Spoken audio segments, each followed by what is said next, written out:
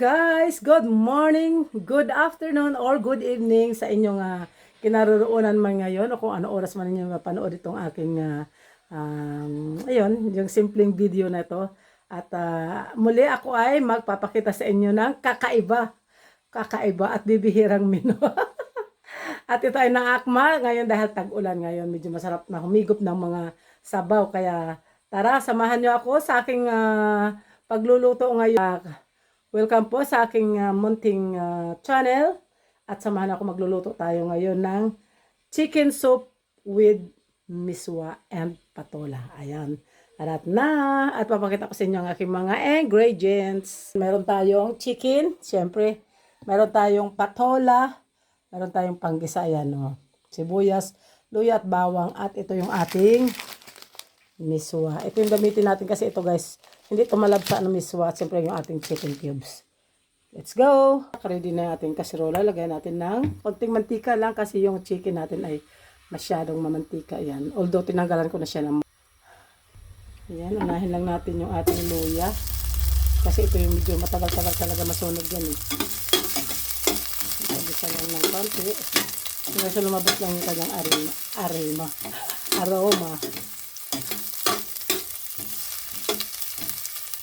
Tapos, isunod na rin natin yung ating bawang. Luto-lutuin lang natin ng konti na yung mag-ano din yung kanyang amoy lumabas. At isunod na rin natin yung ating sibuyas. Yan, halo-halo lang. Lagyan natin yung pamintang buo.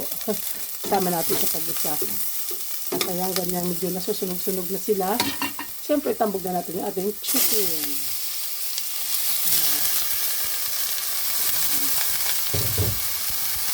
Tapos, lagyan ko na siya ng asin kasi wala akong patis. Masarap sana kung may patis eh. Kasi mas malasa talaga yung patis. Mas mahalimuyak ang ating luto eh. Halo-halo lang. Hanggang sa tumatas yung ating chicken.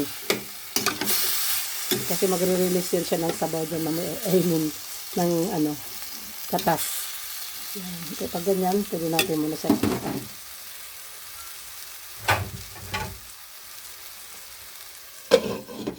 Yan, takpan muna natin. At tingnan na nga natin, check natin yung ating ginisa o sinangkot sang chicken. Ayan o, diba guys? Ano na siyang katas. May lang. Yan lang muna natin ma-absorb niya yung alat. Lagyan na natin ito. Konti na lang pala natira. Basta kung ano lang yung nandyan, no, diba? Maulan kasi ngayon eh. At ilagay na rin natin yung ating chicken cube para mas lalong masarap ang ating sabaw mamaya. At muli natin takpan para mabilis maluto. At chicken na nga natin ulit. Baka naman masunog yung ating sinangkot sa. Meron pa naman konti sabaw. Pero hindi na natin antayin masunog kasi yung gilid o medyo nangingitin na. Ayan. May pinakuluan akong tubig. Ayan. Tansyahin lang natin kasi alam mo naman ang miswa. Yan, pwede na yan. Kasi yung ating patola ay may, din yun, may sariling katas din yun. Kaya magtutubig din siya mamaya.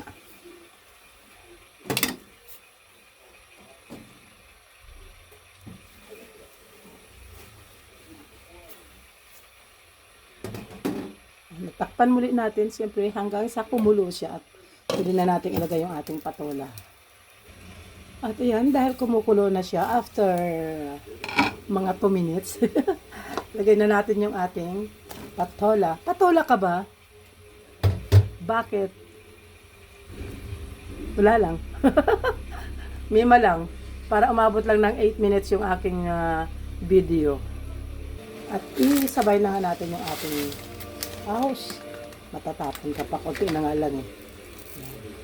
Yung buo-buo, paghiwalay lang natin. Para sa buo pag naluto doon na yan. Okay. Mamaya na natin tikman pag kumulo ulit siya. Sayang, may natapon na isang stick. Sayang pa yun, di ba guys? Dalawa pala.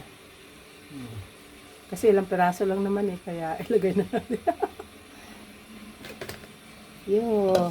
Sakto at yung boses ko ngayon ay parang kakaiba. Kasi ako ay may runny nose or may sipon na paumpisa pa lang.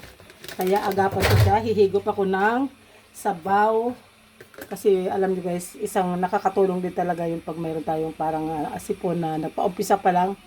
Yung paghigop ng sabaw kasi parang nag-i-steam din tayo. Kaya tested and proven ko na yan. Kaya pag medyo ganito yung pakiramdam ko, ganun talaga niluluto ko. Either sopas or yung may miswa na ganyan. Kasi masarap siya, nakakatulong. Promise, subukan nyo sa inyong mga tahanan o sa inyong mga mahal sa buhay. Pag yung parang nag-uumpisa silang sipunin, bahing ng bahing, tumutulo yung malinaw na tubig sa ilong, yun, effective talaga to. Kasi pag ininuman mo ng gamot, iba. Sorry po, excuse me po.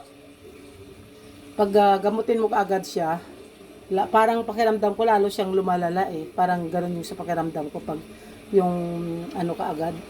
Paumpisa pa lang tapos inuman mo ng gamot kasi lahat yun na eksperimentuhan ko na nung araw eh. Kaya sa remedy muna tayo. First aid remedy. Ngayon kung di talaga gumaling, saka tayo pa-check up at mag-take ng mga medicines. Ayan at kumukulo na siya ng husto. Buksan na nga natin. Yun o.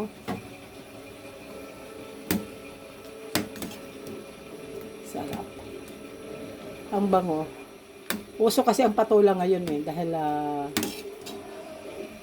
tag-ulan.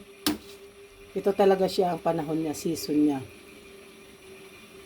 Ayan, pwede na yan. Tikman na natin.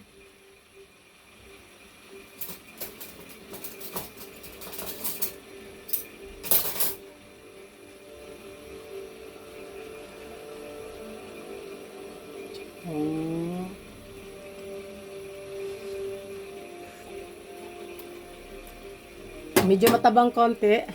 Kaya lagyan natin ng konting asin. Kunti lang. Yan.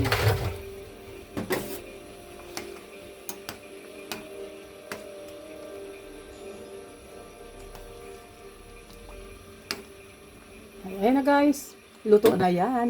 Maraming salamat muli sa inyong suporta sa aking mga video, sa inyong panonood.